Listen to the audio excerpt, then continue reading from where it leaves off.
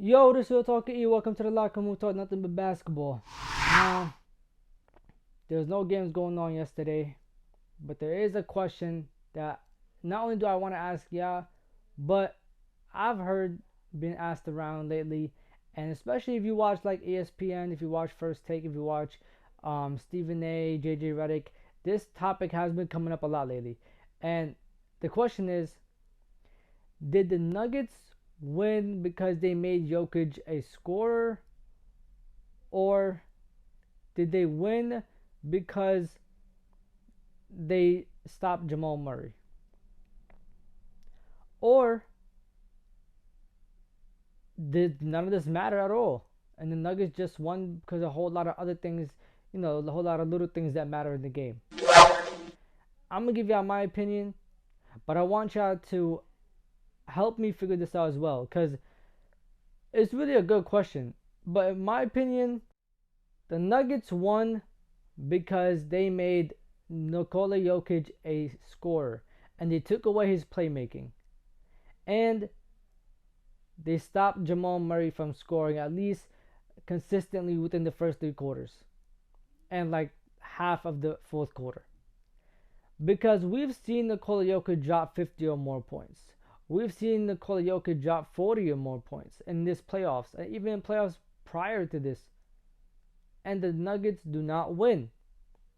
Now, when he's giving us like a nice 20, 10, and 10, or he has like about 9 assists, something like that, when he's playmaking, when he's getting assists, when he's doing a lot of like things to contribute to everyone else being better on the court, the Nuggets win. Now, Stephen A. Smith made a good point. And the point is that the Heat probably looked at this team and they were like, okay, Jokic is going to be dominant no matter what we do. If we take away his passing, he's going to put up 40, 50, 60 points. If we take away his scoring, he's going to play make and get everybody involved. We can't take away both because then he's like, it's just not going to work. He's going to just have his way in everything. You have to pick and choose your poison in the playoffs. And with Jamal Murray, we can't let him score because if he's scoring, Jokic is playmaking, and the rest of the team is doing what they're supposed to do. And that's how the Nuggets win games. But Stephen A. Smith says that Jamal Murray is the real head of the snake. If they could take him out of the game, not literally, but basically stop him from scoring or at least make him struggle, that the Heat are going to win. And if they make Jokic a playmaker and not a scorer, they're going to lose. If they do it the other way around, where Jokic is a scorer and not a playmaker, then they win. Which I agree with. Why? Not only have we seen it before, but it's just hard to win when Jokic is not playmaking. Everybody on the team gets momentum from Jokic's passes. Everybody on the team gets momentum from the way Jokic creates shots, the way he facilitates, the way he distributes the ball. Like anything that Jokic does on the playmaking side, anything that he does for the rest of the team to get momentum or to even score or to do anything, that the rest of the team really like, you can see the difference. Like they what's the right word I'm looking for? They get momentum from it. They play harder, they play better, they're more engaged in the game than if Jokic is just purely scoring and there's not too much playmaking going on. Obviously Jamal Murray had 10 assists last night, but it wasn't the same. It's not the same of Jamal Murray having 10 assists and Nikola Jokic having 10 assists. Jamal Murray's assists were almost like bailouts. Like, I'm getting blitzed, here's the ball. Where Jokic is like, I could be 80 feet away from you. If I see that you have a chance, I'm throwing the ball to you. And it's going to be a fire pass to not only give you confidence and make you get up and score it, but it's also going to make you come back pumped up, ready to play defense and get up into your shooter. And that's what helps the Nuggets win. In yesterday's game, Jokic couldn't play make.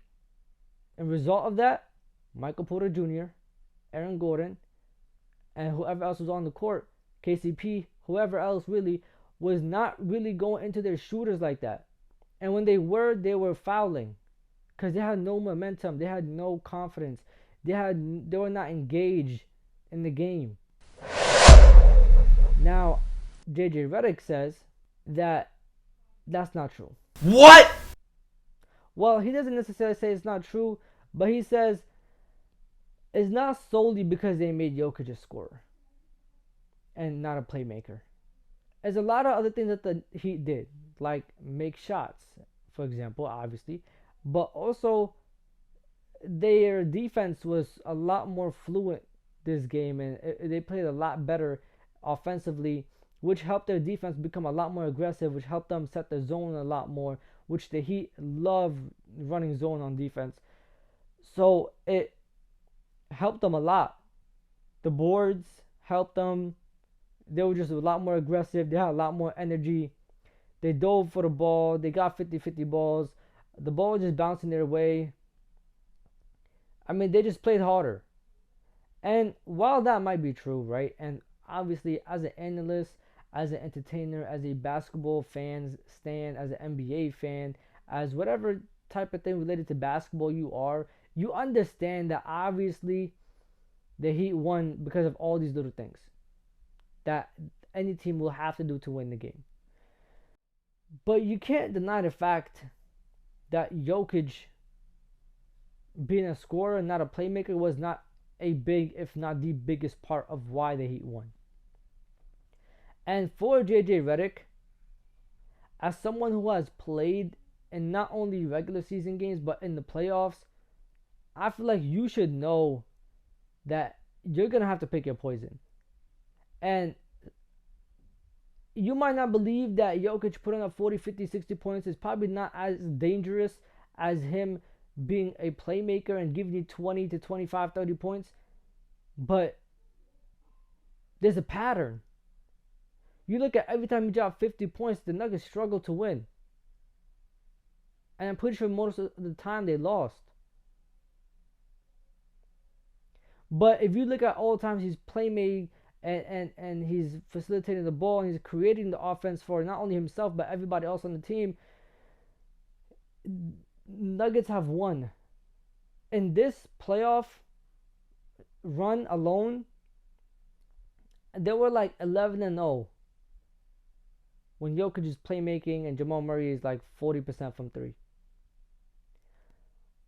When Jokic had his 50-point performance against the Suns, they lost. Every time Jokic was a scorer and not a playmaker, they lost. And I said in yesterday's video, the Heat had the Nuggets panicking. They had Jokic panicking because he was looking for his shots. He was super aggressive, which is something he doesn't usually do. He usually plays the game how the game is supposed to be played. He doesn't look and force shots for himself. If they're there, he'll take them. In the fourth quarter, end of the third, yeah, that's when he looks for his shot. But started off in the first half, no. That's not what Jokic does. And the Heat forced him to do so yesterday. And if you're JJ Redick and you saw this game, there's no way you didn't think that Jokic becoming a scorer and them blitzing Jamal Murray and forcing him to struggle on offense was not one of, if not the biggest reason why the Heat won. Now, obviously, no, nobody's saying that's solely the reason why they won, but that's arguably the biggest reason why they won, which is why it's a topic to talk about. And it also brings views and clicks and money and stuff like that, but it is the biggest reason, in my opinion, and arguably the biggest reason in a lot of other people's opinions. And you could say, yeah, I mean, obviously they did a lot of little things. The Heat, to win, they came out more aggressive, and after the second quarter, they did play more aggressive, and they just played better and took care of the ball better, and they just did everything better in 3 of the 4 quarters. You know, and those 3 quarters were very important, the first, third, and fourth. That's how they won the game.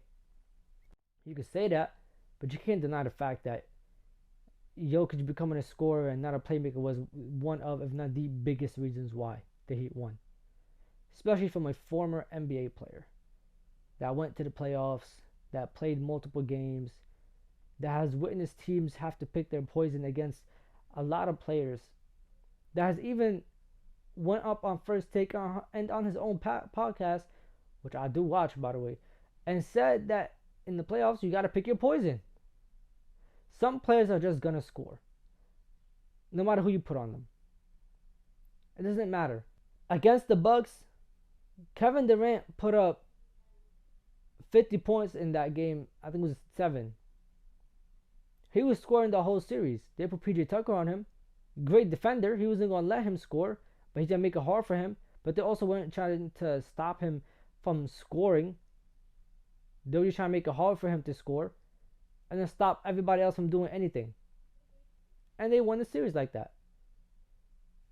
Jokic, same way.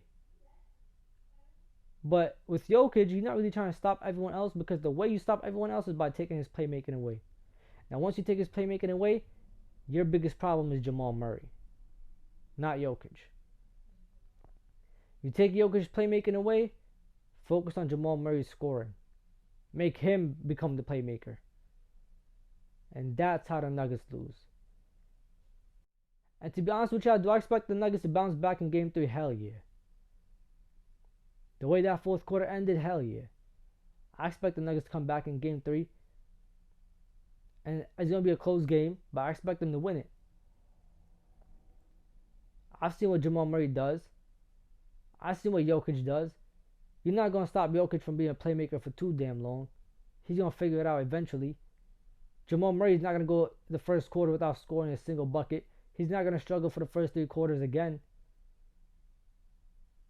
But with this Heat defense and the way that they play and the aggression that they show and the hunger they got in their heart, you never know, honestly. You really never know. I just got the Nuggets winning Game 3, but you never know. But anyways, that's enough of me rambling. It's time for you to let me know. Chat down below. Like, comment, subscribe, and share. This is Real Talk Ian. It's time to leave the locker room. I'm going to catch y'all. Safety in my hearts. Irving puts it up. It's good. Kyrie Irving from downtown. The officials have to review it.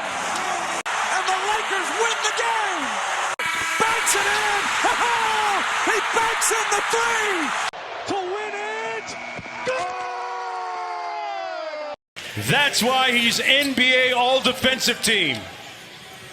Adebayo, sky high with the block and rejection. This is for the win. Got it. Wow. At 7, working against Butler, got down.